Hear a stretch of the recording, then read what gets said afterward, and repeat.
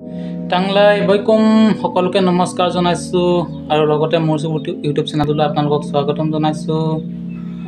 আজি মানে আমাৰ বগীনদী তাৰিয়নীত হলুং হপি এটা আকৌ পুনৰ উজ্জীৱিত হৈছে,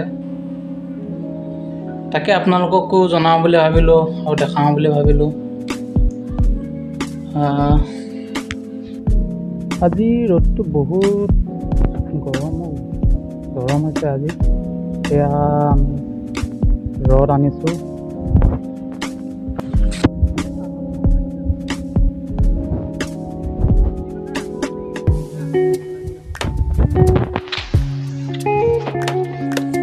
এয়া মছলা বনাই আছে, ইটা পেলোৱা হৈছে। এয়া আমাৰ হলুং হপিটো কাম চলি আছে। আমাৰ এই মিস্ত্ৰীকেইটা লাগি আছে, সেইফালে পুৰা চুচি আছে, সেইফালে ইটা তিয়াই আছে। এয়া চবে মছলা টানিছে।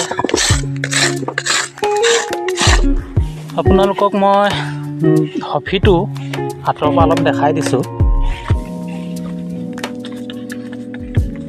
কেনেকুৱা। এয়া হৈছে বগীনদী তাৰিয়নীত থকা হপিটো, আপোনাৰ উজ্জীৱিতকৈ উঠিছে।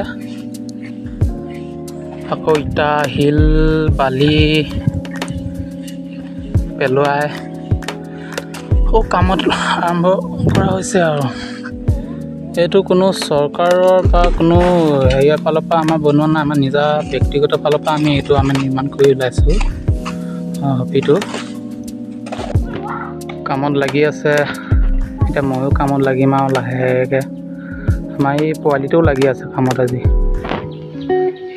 ইয়াৰ নামটো হৈছে আইচিং খাম হোকে। হপিটো কিনাৰতে আমাৰ চাহ বাগান আছে। এইফালে আমাৰ ৰাজগোৱালি আছে, ৰাজগড়। সেয়া আমাৰ মাইকী মানুহ আমাৰ মছলা টানি আছে। মোৰ চেনেলটোলৈ আপোনালোকক ছাবস্ক্ৰাইব কৰিব আৰু লগতে ভাল পালে লাইক কমেণ্ট শ্বেয়াৰ সকলোখিনি কৰিব।